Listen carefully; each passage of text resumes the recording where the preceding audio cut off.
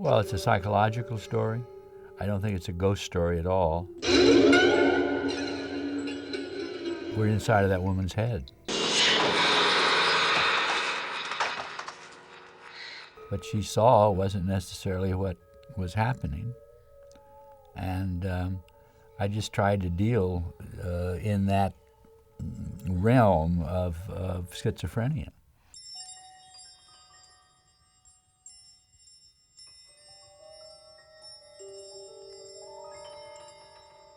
I used to have an office during the 70s and late 60s in Los Angeles.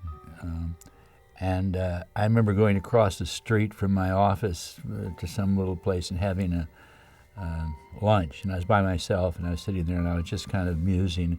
And this scene occurred to me where the husband and the wife were having kind of a discussion, an argument, and she was in one room, and he was going in and out of the bathroom and changing his clothes and all that stuff. And at one point, he comes out and answers her and sits in the bed, and she looks up, and it's a person she's never seen before, but speaking as her husband.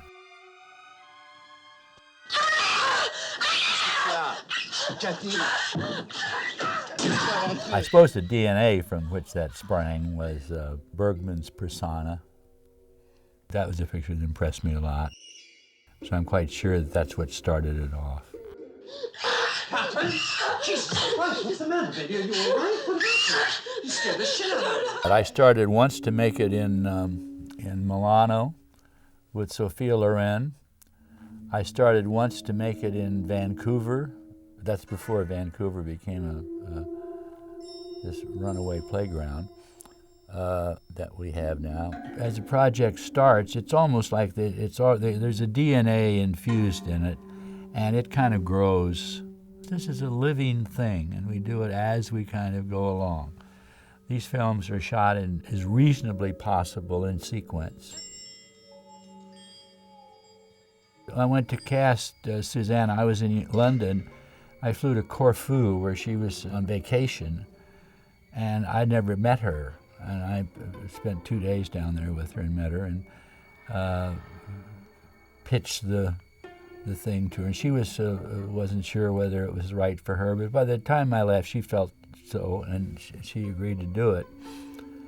And then she came back to London, and the picture was in progress. We were in pre-production, about to really, we'd pulled the plug. And she came to my house one afternoon. She had to see me, and she came in and she broke into tears, and she says, "I can't do your film." And of course, was devastating. And why? She said, "I'm pregnant." And I said, "Well, so what? So we'll have the character will be pregnant." And so we folded that then into the story material. And somewhere along the same time, about the same time, I became aware of that story she was writing, In Search of Unicorns. And I said, great, we'll have her do that. So immediately that became part of the project. The stone circle was shrouded in stillness. There was no whisker of wind, but the holy trees swayed and tossed, as if in the grip of some terrible storm. All the voiceover was just her reading her story, In Search of Unicorns. That narrative of her story just laid on top of the picture beautifully, and also influenced the picture. In the pit, the water rose round Una's ankles, creeping up about her knees. "Oh, bother blast," she sobbed. "I bet I'll drown." But all these things, you start out with a blueprint or a script or an architectural rendering, whatever you think it's going to look like, just so you know what color paint to order. And then it grows, kind of like Topsy. It just grows. They're like paintings to me. How big is the wall? How big a wall are you going to give me? What do you know about last night? What? I was there, wasn't I? You weren't there. You weren't anywhere. You haven't been anywhere for 3 years. You're dead. Maybe so, but I know something now I didn't know then. I know why you never responded like you. You're dead. Now just stay dead. Marcel spoke very little English, and I cast him in France, and he had the script, the original script that I had written. And then we got to Ireland, and we started having, I said, we'll have some readings, and then I got into with Susanna and the whole group around, and I would come to a line. I said, Marcel, we should change that. I think that sounds very uncomfortable. Why don't you just say blah, blah, blah, blah, blah? Shoot me like a bird in 1 or 2 shots.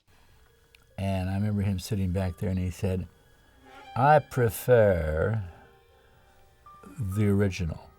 And he kept saying that. And I realized that he had, at a great difficulty and trouble, had learned that script in English. And he didn't want to change it. So we kind of bent around that. Go ahead. Yeah.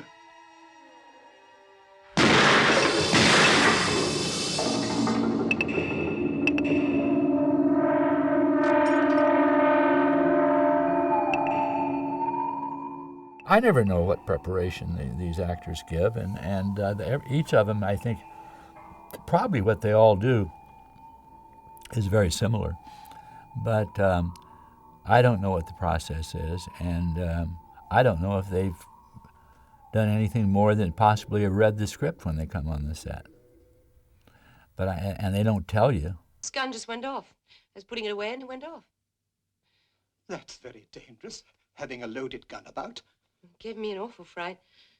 I've absolutely shot up my husband's camera. This most recent film I did, Malcolm McDowell was in the film, and I said, Malcolm, take that script and throw it out. We're not going to do any of that. And I saw his face kind of get a little whiter than it usually is, and he said, oh, okay. And then I realized that he had learned that script, as an actor should. I mean, he had to go in with some sort of preparation, and I don't give them a lot. They're supposed to give me, and I have nothing to give them. You know what you are? You're a schizo. 1 minute fighting like a tiger, and the next all love and kisses. You just don't understand about women. Some women, but I understand you. Oh, yeah? If an actor comes up to me during or before a film and says, listen, tell me, how exactly do you want me to play this scene? I will do anything not to answer that question. And normally what I'll do is I'll look and I'll say, oh, are you going to wear those shoes? Listen, get the wardrobe girl down here. I think he should have brown shoes and, that sort of thing. Anything to distract that, from that question. Because the minute I say, oh, I think you should play it this way, I've taken, let's talk just two-dimensionally, I've taken a 360-degree circle and I've narrowed it down to about 6 degrees. And I've said, do it that way. So the actor does it, and if the picture fails, why, he said, well, I just did what the director told me. So I don't want to tell them anything. I want them to have more possibilities to draw from. Because all of us, writers, directors, producers, planners, we all deal in 2 dimensions. And when the actor comes in, it becomes a 3-dimensional thing. And I don't know anybody that can write 3-dimension. They can indicate it in the dialogue. They can indicate it in certain descriptions. Shot of Ed, he looks sad. Well, what does that mean? Does he feel sad or does he look sad? What are we trying to get at? And the actor has to arrive at that, not me. If I'm going to tell the actor every step that I want, then I just as well animate the film. You listen to me.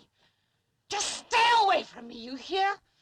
I love my husband, and that's what I'm going to do from now on. I've been sick, I'm sick, but I'm going to go in there, and I love him, and I'm going to show him I love him.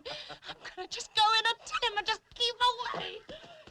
I think if you take a material and you filter it through me, you push it through me like a sieve, it's going to vaguely have my shape. And I can't hide that signature or whatever it is any more than I can create it. It's something that occurs. And as I say, it's DNA. If it passes through me, it's going to vaguely have my shape. Don't come. Go back. Go back. Go back. I wanted to create a non-real English-speaking atmosphere. So I by doing it in Ireland, I was able to get, in the wintertime, we were able to get all those vistas. And we were able to mix the cars. There were cars that drove, the cars drove on the left-hand side of the road with the steering wheel, on the right, the English cars, and yet they were American cars, or it was the other way, I don't know. But we did everything to try to mix it up so you wouldn't know what country you were in. It was I just dropped the bottle of Vilmos. Son of a bitch, Catherine. Are you crazy, Marcel? For God's sake, Oh, look at him. he's gonna continue. Like to throw you on the floor and take you right here. Of course, Images was mostly an interior film.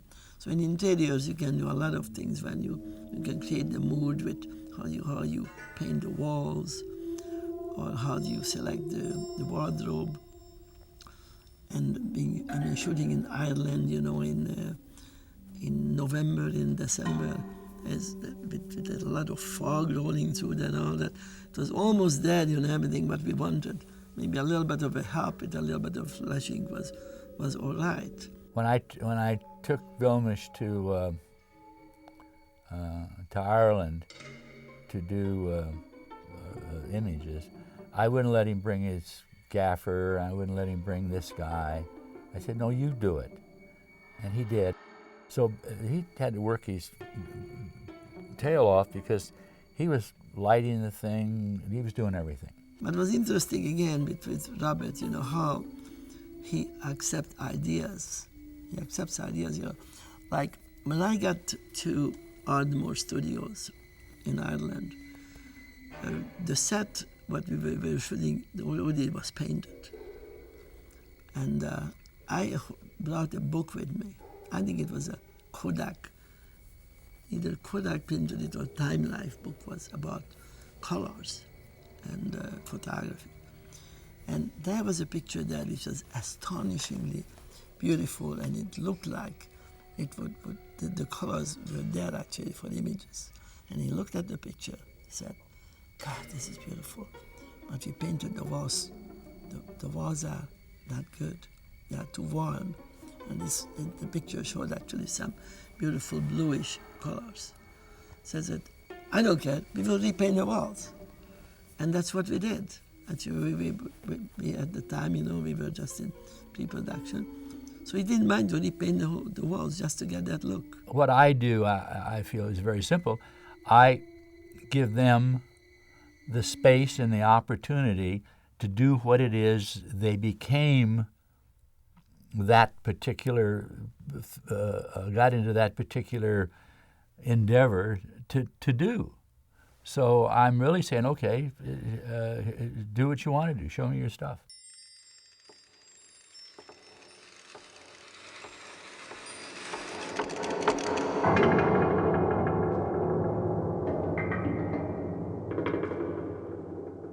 Altman is a true artist. He never does anything the way other people did in the past or would be doing it. I mean, he has his own vision. When you do something, it stays with you. And it's very hard to resist not imitating yourself, especially if you were successful at it. My biggest problem is going in and saying, oh, I'll do this the way I did so-and-so, because that was successful. And I have done that, I'm sure, both consciously and unconsciously. And I think that's a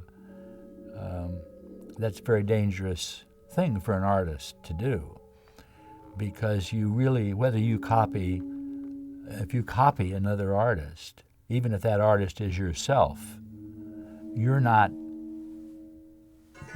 being an artist. Aren't you going to get undressed too?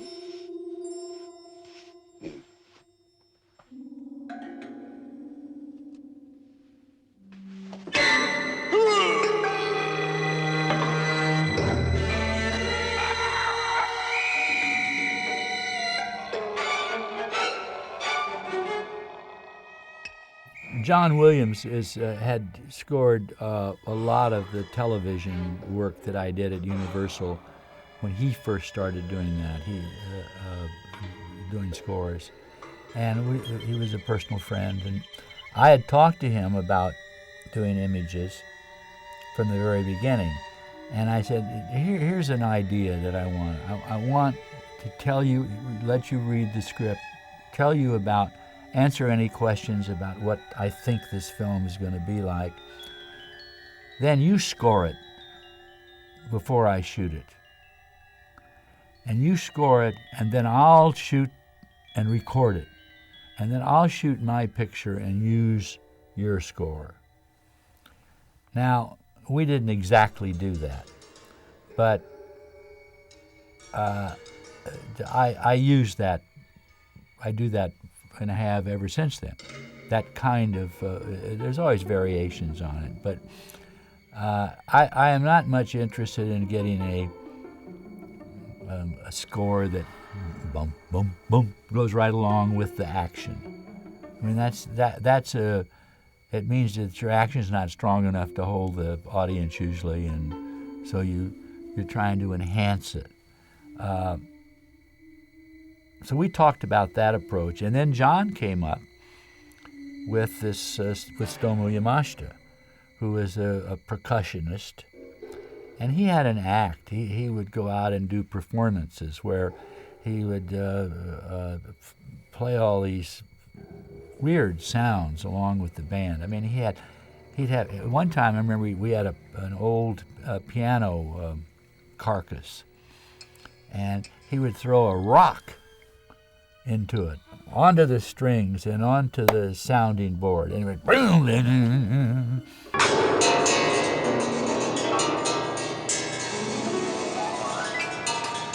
But John Williams wrote those into the score specifically, and what they were. The score itself I have framed, and it's just a gorgeous. It should be in a book. Because you see this in the staffs, and then suddenly it'll say, hiss like a angry snake, or he'll have these kind of sound descriptions that is what Stomu would perform. Let me in, Catherine. What's the matter with you? Why didn't you stop? Why didn't you pick me up? A successful film is one that's finished. One that gets finished. That's the success.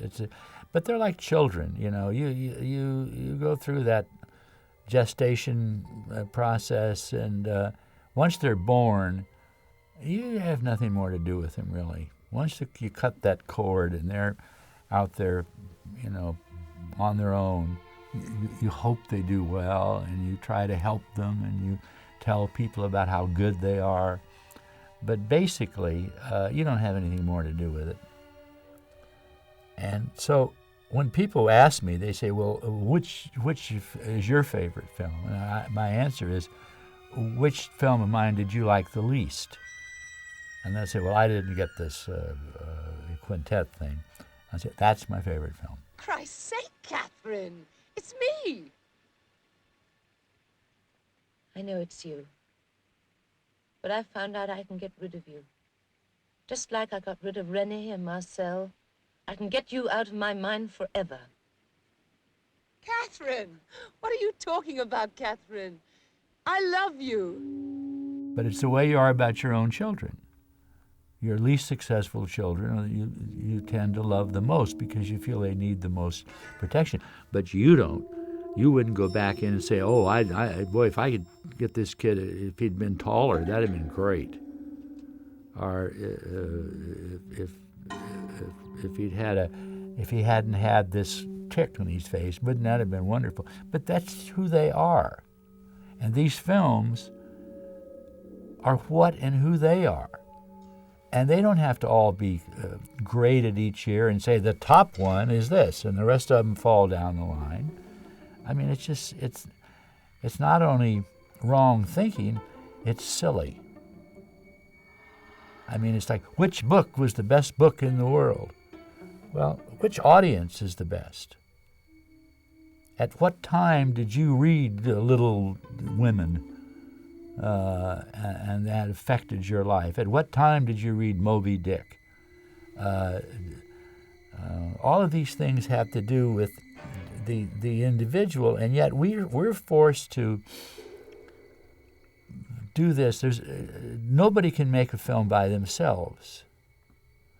You can't do it because you're using up linear time. For me to come in and look at the picture, the mural, I can go, oh, that's nice. Or I can come back tomorrow. I can come back 6 years from now and look at it. I can go in and investigate it. I can have prints made of it. I can take it home and study it. Or I can just look at it at once. A film, you have to sit down, and if the film is an hour and 50 minutes long, it takes you an hour and 50 minutes of your life to look at that, to absorb that. And and no one artist does it. It's the primary artists, the most important artists in it are the actors, because they're the ones that bring it into 3 dimension. Everybody else is assisting that. The director is usually the apex of it. So we're like in our films, we're like I hope I'm a benevolent monarch, but it certainly is not a democracy. But there is no single author. There's a kind of the director in most cases, and many times it's a producer, many times it's the actor, many times it could be anybody in the crew that has the strongest influence on it. But it is still requires all of those elements, or it doesn't exist.